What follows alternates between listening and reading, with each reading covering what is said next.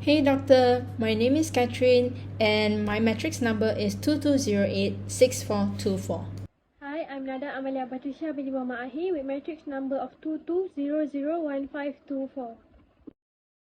Hello doctor, my name is Daisha Zakaria and my matrix number is 22000598. Hi, I'm Sharawi Zamshuri Bintani Zamshuri and my matrix number is 22000952. Assalamualaikum and hi, I'm Nur Kristina binti Muhammad Sani, matric number 23005-157. Statics and mechanics disciplines form the background of our understanding of how forces and moments interact with structures, shaping their equilibrium and motion. Statics, the study of objects at rest, delves into the analysis of forces and moments acting on them. In contrast, mechanics expands this analysis to include objects in motion, unraveling this intricate relationship between forces, mass, and acceleration. In our exploration of statics, we consider structures as rigid bodies in equilibrium, vital for preventing deformation. Understanding the forces applied to these structures is crucial, especially in the context of a reciprocal walker. Friction, a key player, is classified into fluid and dry types, with our focus solely on dry friction. As we analyze the reciprocal walker static friction force, we witness its increase with external force until reaching a maximum value determined by the coefficient of friction. This force dynamic shifts to a kinetic friction force when the walker begins to move, adding a layer of complexity to our understanding. Considerations for the walker's mass, weight distribution, and support design significantly impact frictional forces. These forces are not just technical details but are essential for maintaining control, preventing uncontrollable sliding, and ensuring a safe user experience. Moving beyond statics, mechanics reminds us to account for deformations under axial loading. The stress-strain curve provides insights into material behavior, guiding our understanding of tensile and compressive stresses. In the context of a reciprocal walker, this knowledge becomes paramount, ensuring the structural members withstand loads without compromising user safety. Through individual analysis and collaborative exploration, we aim not only to grasp the theoretical foundations of statics and mechanics, but also to translate this knowledge into practical insights for biomedical device design.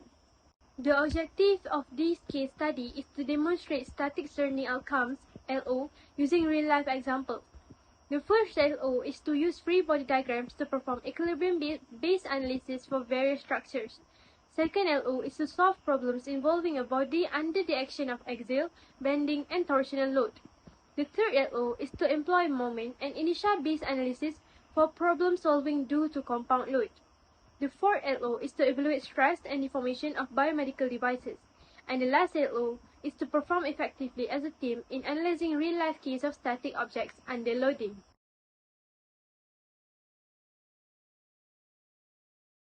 So I'll be proceeding with the methodology. The first part is the forces acting upon a reciprocal walker.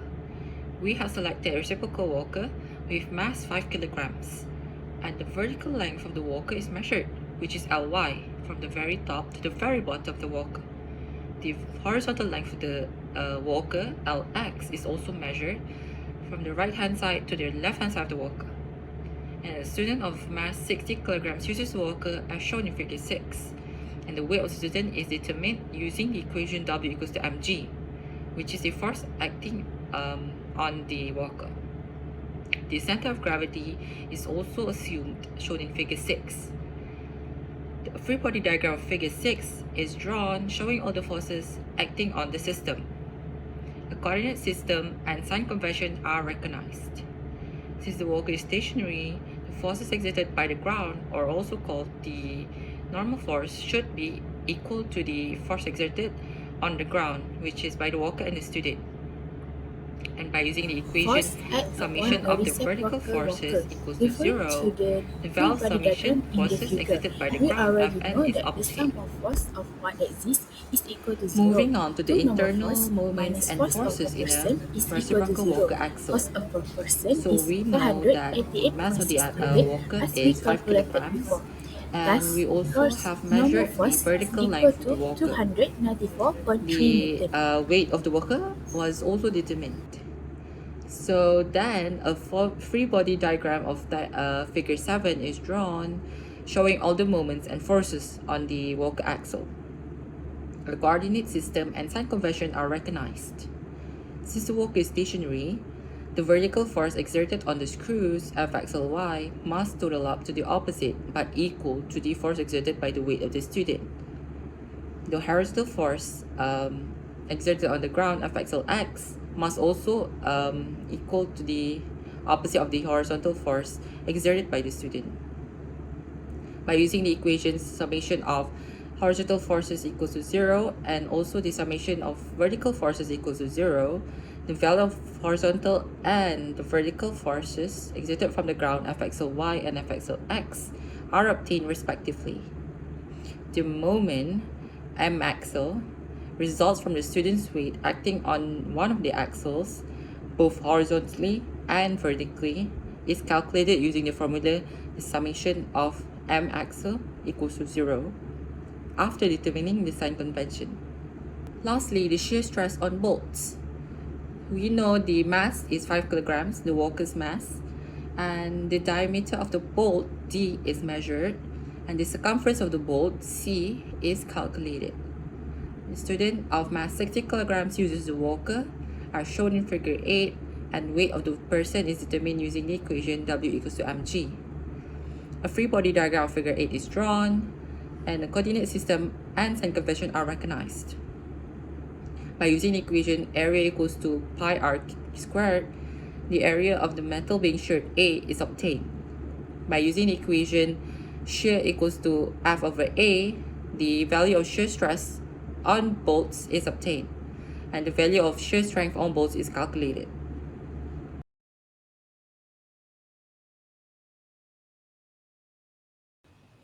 Data analysis. Firstly, mass of the student M1 is 60 kg. Mass of the reciprocal walker M2 is 5 kg. Gravitational acceleration is 9.81. Vertical length between the top and bottom part of the walker Ly is 95 cm. Horizontal length between the left and right part of the walker Lx is 45 cm. Diameter of the bolt is 1 cm. Circumference of the bolt is 0.5 cm. Lastly, the weight of the student, also known as the force the object exerts on the reciprocal walker F person, is calculated with the formula F equal to mg. Thus, we will get F person as 588.6 Newton.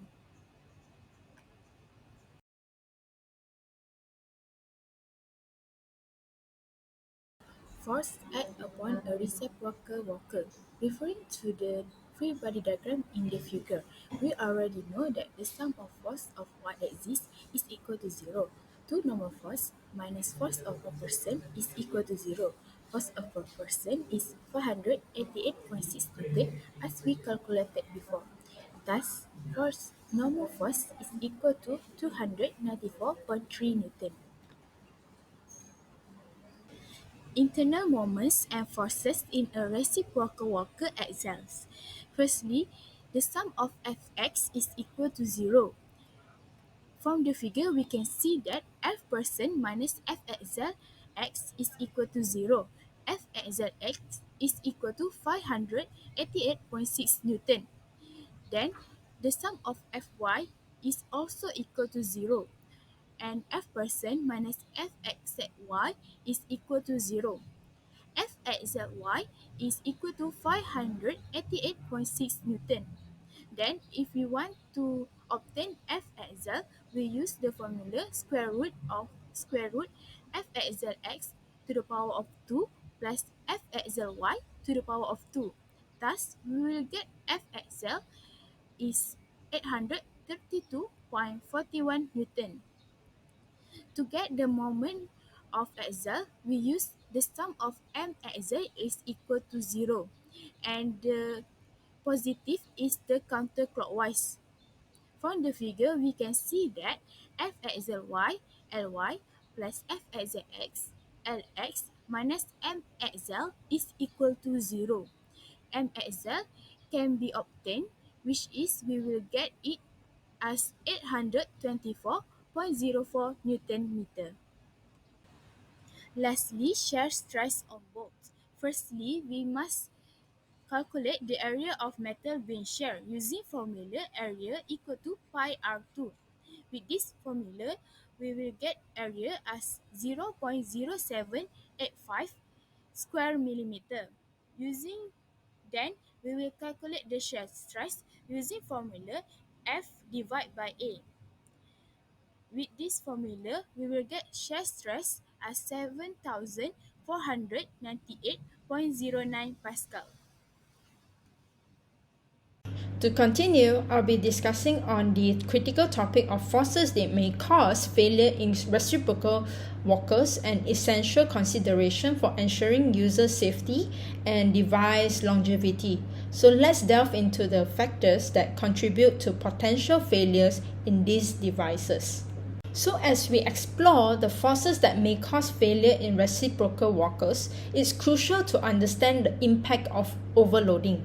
The weight capacity of a reciprocal walker is designed to sustain the user's weight without malfunctioning. So overloading can lead to instability, making the walker more prone to fall, injuries, and harder to control.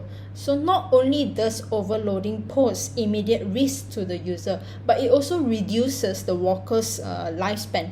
The added strain on its part can result in premature wear and tear, potential damage, or even breakage. So this places emphasis on the importance of selecting a reciprocal walker with an appropriate weight limit. So furthermore, incorrect weight distribution and unsustainable height can also contribute to discomfort and shaky footing, defeating the purpose of the reciprocal walker. So it's not just about the user safety, it's also about preserving the walker's integrity for a long term. Now, let's discuss another factor distributing to failure, which is also called as shearing stress. When forces are applied perpendicular to an object's surface, such as when a person leans one side or uses the walker on uneven terrain, shear stress is generated. The pressure exerted on the H-frame by shearing stress can lead to a reciprocal walker's failure. So using the reciprocal walker, right, by the bushing or the side frame instead of the H frame creates shearing stress. This stress can result in the frame bending, warping, or even breaking, making it really unsafe for the user. So despite the walker being designed to sustain user weight, the frame can flex or break under shear stress, rendering the device unsteady or even unstable. In addition, hand grips and bushing not made to bear such forces may fail due to shear stress. This could result in these components fracturing, ripping, or cracking, making the walker really uncomfortable. In essence, shear stress jeopardizes the reciprocal walker's stability by applying undue pressure to mechanical components, leading to bending, or warping, breaking, or even detachment, making the device challenging to control. And moving on, corrosion poses another threat to reciprocal walkers components. While aluminium, a common material for reciprocal walkers, is less prone to rust and can self-repair when damaged, corrosion can still occur under specific circumstances. So corrosion takes place when oxygen reacts with the metal's outer layer, creating an oxide coating. And so this coating, right, serves as a protective layer to prevent further corrosion. However, if there is damage to the oxide covering, corrosion may still occur. So continuous exposure to heat, salt, grease, moisture, or harmful chemical can cause aluminium to rust. Therefore, let's explore and discuss some solutions to these potential issues. So the choice of materials significantly influences a reciprocal walker's strength and durability. So materials like aluminium and steel have their own advantage and also limitation. In addition to material selection, the design of the frame is really crucial. A well thought out design ensures effective load distribution, minimizing stress concentration, and enhancing overall structural integrity. The arrangement of support bars and joints plays a key role in this. Furthermore, ensuring the robustness of load-bearing components is paramount. So regular checks for wear, fatigue, or damage in areas like the walker's leg is really essential. So prompt replacement or repair of components is crucial to maintaining the walker's structure integrity over time. So the quality of attachments such as hand grips, wheels, and even rubber tips cannot be overlooked. So these attachments plays a vital role as well in users' comfort and also safety. Same goes to what I've said just now. Regular inspection and timely replacement of any worn or damaged attachments are really necessary to ensure a secure connection between the walker and also the user, promoting a reliable and safe walking experience.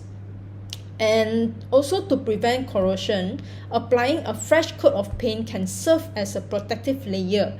So regular maintenance, including repainting when needed, not only enhances the appearance of the walker definitely, but also reinforces its structural resilience. So it's a simple yet effective measure to prolong the overall longevity of the walker.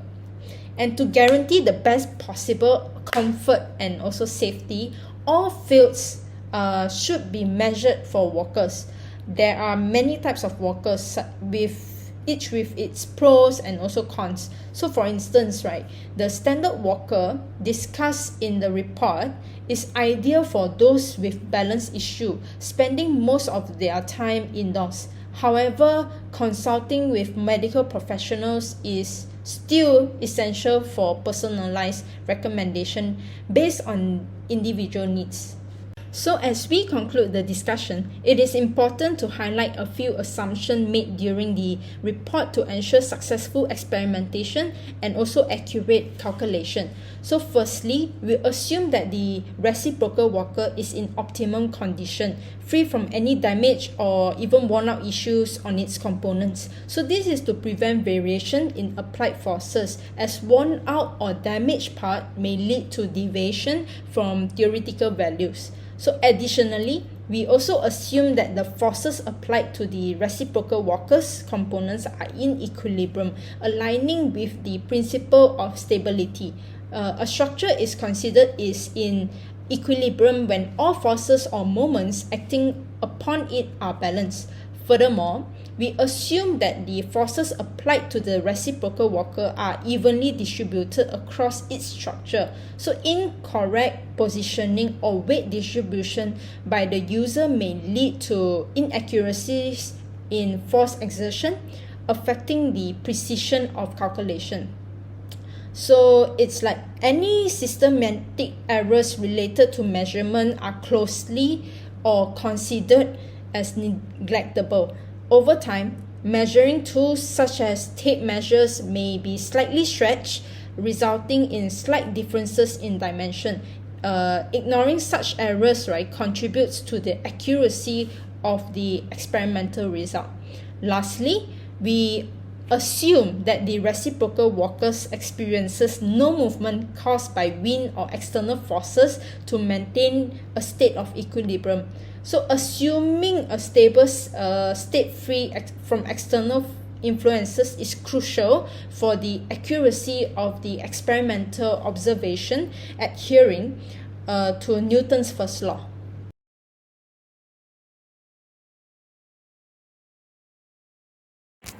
And finally, for our report, I would like to conclude that this report has fulfilled objective of statics and mechanics of materials and also established a foundation for understanding and improving a biomechanical aspects. We also have advances biomedical engineering by emphasizing accuracy, safety, and user comfort. In the reciprocal walker overview, we have utilizes basic engineering principles for functionality and also put the diagrams aid in the understandings, balance, and loop problem solvings. In the real world scenarios, we acknowledge potential variation from assumed optimal conditions and also stresses continuous improvement in design of materials and user education. In the load distribution insights, we have the key information on load distribution, impact on the components, and internal moments unveil structure complexities.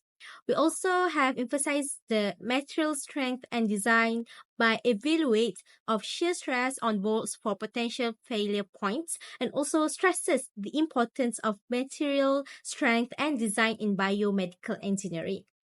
And lastly, we have put the biomedical device consideration into forces and bending effects on biomedical devices like the walker, and also emphasis on moments, inertia, and shear stress evaluation.